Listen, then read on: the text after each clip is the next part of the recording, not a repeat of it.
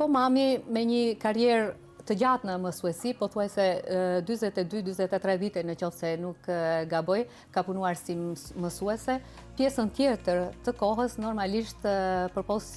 që na ka kushtuar neve dhe nevojave tona të asaj kohe, ka punuar edhe si rroba qepse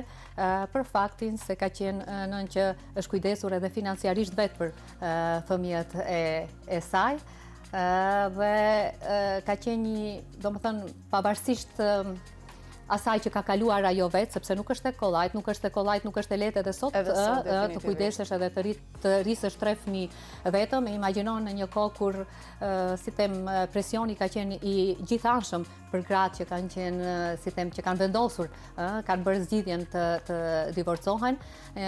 Grua padyshim e fortë, unë gjatë gjithë fëmijërisë time që ka qenë jashtëzakonisht e lumtur, unë mendoj se asnjëherë se kam ndier nevojën e një